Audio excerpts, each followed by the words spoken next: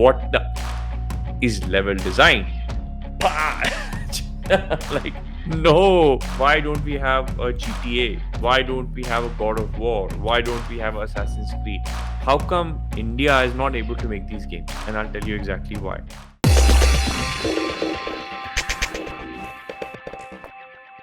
Who are the programmers and artists? And they must be wondering, okay, right, but like, here's the thing: I'm a programmer, I'm an artist. Why do I learn? Why do I need to learn game design? And my answer is that if you don't know any game design, you're going Bruh. as a programmer or artist. Okay, I'll tell you why. Because, see, this is a game designer, this is a game programmer, this is a game artist, and there's a game tester. They all, everybody works with one single purpose, and that purpose is feelings. You have to create feelings, you have to create feelings in the minds of players. Everybody in the game team, even the programmers, even the artists, even the testers, have to get inside the player's mind a little bit to understand what they are creating and how players are going to react to what they're making. Okay, this is super, super important. So, the programmers who are just merely writing code and are completely disconnected from that process of creating emotions, they're terrible programmers. Like, they're really bad to work with. And of course, as a game artist, you'll never survive, because it's your art is really closely connected to what players feel, because what you're creating, characters or even trees or colors or whatever, really heavily influences. So everybody in the team has to understand that they're creating feelings. And if you understand game design, then that's really going to help you helpful. So there are actually a lot of programmers and artists in the game design program of Gamer to Maker, and they've all been really happy because they really understood that process of game design, and it's really helped them, right? If you want to be average game programmer, fine, don't worry about game design. Those of you who are programmers and you want to be great game programmers, like the top 10%, like if you're thinking, I want to go abroad, I'm going to work for Ubisoft, I'm going to do like awesome stuff with my career, I'm going to work in the US, I'm going to work for Naughty Dog. As a programmer and an artist, you need to learn game design, you need to understand game design. Otherwise, if you just stay in your silo, that's not going to work, trust me. Okay, now let's talk about game design disciplines. Game design is quite broad. Within game design, you have a lot of disciplines, and these are world and level designs, right? World and level. I'll explain a little bit after this as to what exactly level design is. Again, a lot of confusion about this. Is world and level design, which is the player actually builds the world. Next is mission design. Listen, guys, now the important thing to remember is that a lot depends on the size of the studio. If it's a big studio, like if you are making a AAA game, or you're making an MMORPG, or you're making, like, I don't know, Uncharted or whatever, which is like a several hours game with like tons of content. Those games have huge worlds. Those games have teams of hundreds. Okay, so a lot of these roles that I'm telling you are only apply to the really big teams, right? So in a small company, for example, somebody could be doing mission design and level design together. But I'm talking about, just for example, talking about a big company with hundreds of people working. For example, you have world level design, you have mission design. So mission designer's job is to make sure that one particular mission is completed in a certain way, right? So mission design is making sure that the player goes and achieves an objective from point A to point B and does this, not the entire game, one particular mission, right? You actually have mission designers as well. Next up, you have user interface design. Now, user interface is really important. So if you have complicated games like Sims, if you have complicated games like RPGs, the user interface is crazy. Like, you have menus and sub menus and buttons, and then menus within menus and all kind of things. So they are game designers whose only job is to actually make user interfaces. They're good at game design, but they're also good at graphic design, right? Next up, you have story and narrative. Now, story and narrative design is something which we take really seriously in Gamer to Maker. We actually have a separate masterclass series, which is like 12 hours for story and narrative. Story and narrative is super, super important.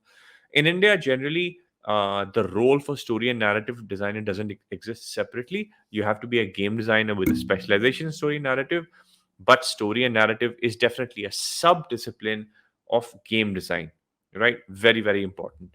Next up, systems design. Now, systems design is something which is quite complex and it's kind of like a specialized task. So, for example, if you're making a different game mode, for example, you want to have a leveling up system in your game, or you want to have a crafting system in your game, then that is a job of the system designer. The system designer is actually going to create one separate system. So, you're going to have a system designer who's specifically kept in charge of the leveling up system or the crafting system or combat system. So in these really, really big companies, there'll be a lead system designer who's only handling combat, one will only be handling etc. etc. So system design is also a specialty.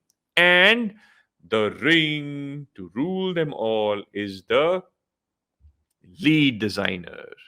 So the lead designer is the boss designer who is kind of at the top of the hierarchy. How many of you want to be lead designers here? Put it in the chat. Let me know. If you want to be a lead designer, hit me and say, I want to be a lead designer. Hit me in the chat. So the lead designer is the boss of all the designers, right? He or she is the one that has a good idea of everything. He supervises everyone. And lead designer is in charge of actually the game design document, right? He's the boss of all the designers. He understands everything. Now, big question, very, very hot question of the day is what the is level design? A lot of confusion about level design. A lot of people they ping me and they send me an Instagram saying, Rahul, look at I'm a level designer. And I'm like, what did you do? So look, I took these assets I took these assets from the game store or from Unreal, and I put all these assets together. I created a beautiful scene, right? I created this beautiful scene, and it's like a game level, and it's got awesome lighting, and it's got these really beautiful environments, and like it's so nice. Like I made this level. I'm a level designer, and I want to just like bah! like no, you're not. This is not level design, guys. This is like I don't even know what it is. It's not even environment design. It's just like scene creation, and like no one hires you for scene creation. Okay, I'm sorry to burst a bubble of a lot of people, but you're just making a scene in Unreal or Unity. I'll tell you what level design really is. This is level design. This is what a level designer does. Now, this is, for example, is an example of a level, right, from a game. So the level designer starts with this, makes a diagram, says, okay, this is the start point. Can you see a red star? That's a level start. The level is going to start here. The aircraft is going to land on the helipad. The player is going to get off from there and then over there. Then, as you can see, you're going to have enemies. You're going to have this many enemies spawning here, and then the player is going to kind of kill these enemies and go down the staircase. And then when he goes down the staircase, there's going to be maybe a cinematic playing in which this is just going to happen, and there's going to be an object or there's going to be a new weapon for the player, and then the player goes into the next hall, and then over there you have this slightly stronger enemy, and maybe the player is going to die a couple of times, and then maybe the player can take a different route and go this way or that way. And this is what the player does, planning the moment to moment of what the player is going to do, and then you have to place the triggers and the spawn points.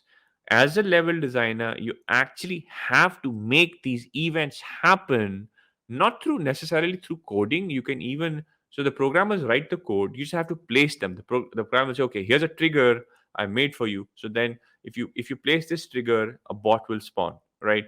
Or an enemy will spawn. So level designer goes and places that trigger and then makes the enemy spawn, right? Guiding the player as to what to do next. The level designer's job is to make sure from moment to moment the players knows what to do next, right? Next, creating cinematic cutscenes. So creating and placing it, right? There may be a different cinematic designer, but you have to kind of take the story forward by saying, okay, at this point, this is going to happen. Next up, creating and adjusting difficulty. Very, very important because the game has to get difficult. Like there's got to be progression, right? Otherwise, players are going to get bored. And this is also level designer's job because you have to actually make the challenges more and more difficult so that the player actually stays engaged. introducing new mechanics. So, for example, in a game, you start off with walking, and then you start jumping, and then you have a double jump, which is introduced, and then maybe you have a new weapon, a new ability, a new power up. Introducing new mechanics, teaching the player how to use these new mechanics is also level designer's job, right? Placing weapons and pickups, right? So that, guys, is what level design is. Now let's talk about game design careers, right?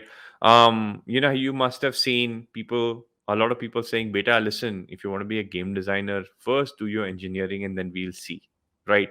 And honestly, that's a waste of time, because you'll be spending 3 or 4 years doing something which you don't really like, right? In any case, the problem is that we have too many engineers. We have very, very, very few employable engineers. So if someone says, I'm a BTech or I'm a CSE graduate, but I don't want to actually do this, they're most probably going to be unemployable anyway, right? It's quite sad. But why? Another question I'll ask you, if this has to do with game design, is, Rahul, why are not we able to make good games in India? Why don't we have a GTA? Why don't we have a God of War? Why don't we have Assassin's Creed in this country?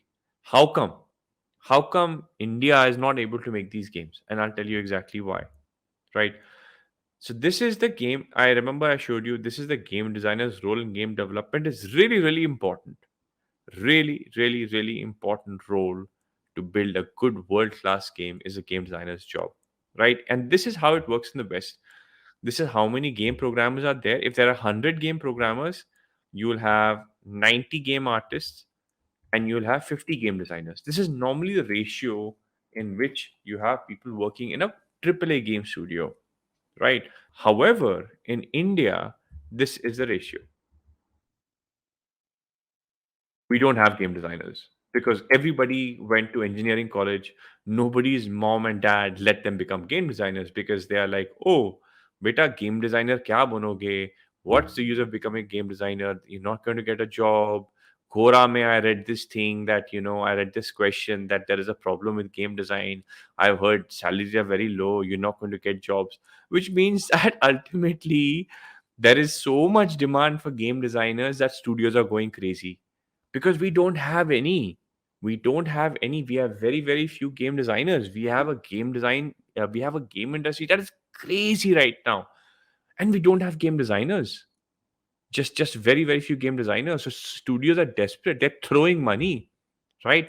Which is why this right now is the best Indian game,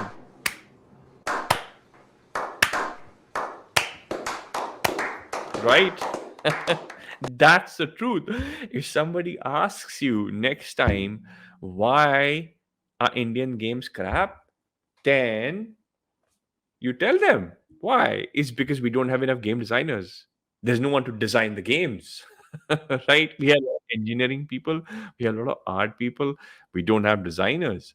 There's a huge shortage of designers. Everyone's desperate for good designers. Okay, now let's talk about career prospect for game designers. Can you make a good living as a game designer? Yes, of course. Are you kidding me?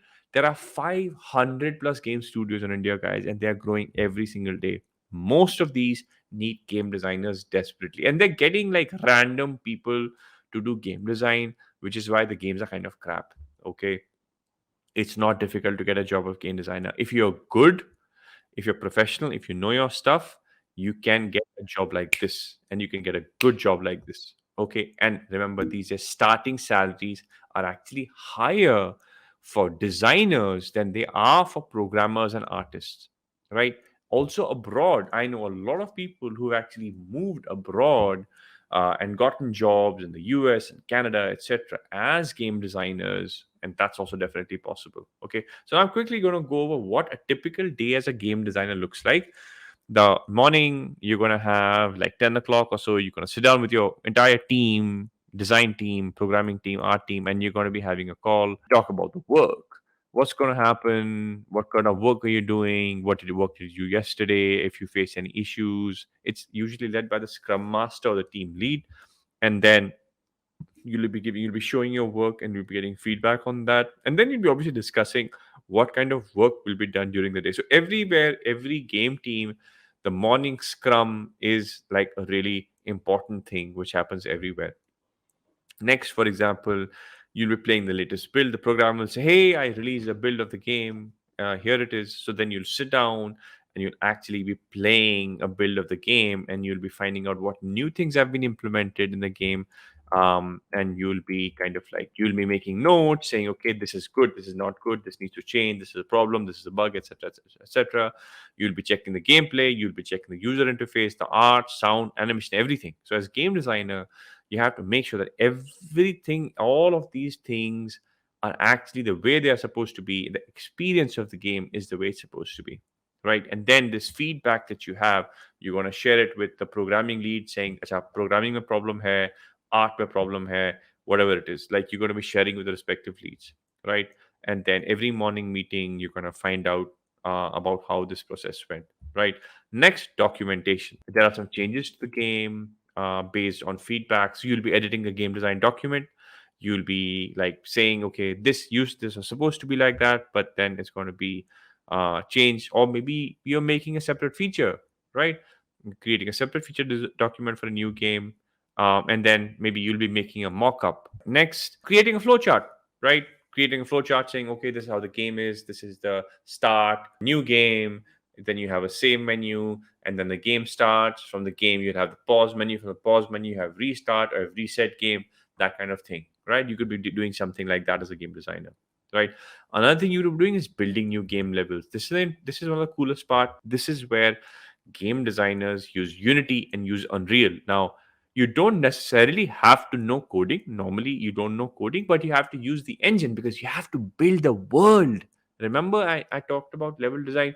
So your job is to actually build the game world. You have to actually build it. You have to place the objects. You have to place the triggers. So you'll actually be using Unreal Rigger for that. The crazy thing as a level designer, you'll be playing the level 100 times. Okay, you'll know that level in your sleep. Okay, and you'll be, of course, tweaking mechanics. And of course, meetings. Game designers always have meetings. They have a lot of meetings. You have a meeting with programmers, artists, product team. You're clarifying doubts and difficulties. You're presenting the new features to the testing team. You're having call the IP owners, maybe if there's an IP involved. Now, I've put a slide over here about convincing your parents because I know a lot of you may have problems about convincing your parents to be a game designer. So my guidance is do your research first, right? Have a look. There are many videos about this stuff on my YouTube channel about like how why game development is a good career choice. You can even show them those videos. You can watch them so you can make an argument, right? Actually go look at job sites like Naukri, Monster, Glassdoor, LinkedIn. Do your research. Say game design, game design jobs, and see how many game design jobs are there. Look at the job descriptions. Many of them actually have the figures. They have the salaries. They have the approximate salaries that they are offering. Do your research, right? See, you have to be sure, right? Your parents are not going to be supporting you unless you're like, "Yes, I want to be a game designer. This is my future. This is what I want to do." If you're like, maybe I don't know if I want to be a game developer designer, that's not going to work, right? They're going to pounce in you and say, "Okay, go straight to engineering college and become an engineer," right? Like, that's not going to work. And then, of course, I have some videos in which I'm actually showing some successful game designers on my YouTube channel. You can show that as well, right? Okay, now salaries. Let's talk a little bit about salaries. Now, these, to give you an example, some of the students who have been placed in as game designers in game and technical designers, right? Now, the honest truth of the matter is that, guys, remember that the bigger the company, the better the company, the better the salary. So if you're going to join a small startup, right, you're not going to get that salary, right? Because they don't have the budget. If you're going to join Zynga, if you're going to join like a big companies like Play Simple Games, then you're going to get a much higher salary. So obviously, and everyone, all my students who actually join game companies, they tell me how much they earn, right? I can't obviously tell you who's earning how much, but in this, the range of game designers goes from about 4.5 lakh rupees per year to about 10.5 lakh rupees per year. Okay, also it depends on if you're an intern or if you're a junior game designer, but the range goes all the way from 4 to 10, 11, 12. Like, I know that Electronic Arts actually pays game designers 12 lakh rupees as interns. Can you believe it? 12 lakh rupees a year as an intern at Electronic Arts Hyderabad as a design intern. Yes, it's true. People are getting those jobs right now, right? So salaries are really really good, right? Especially if you join a decent company. And a lot of people from G2M, because of our connections, because we have agreements with game studios, etc., they're getting placed at really really good salaries.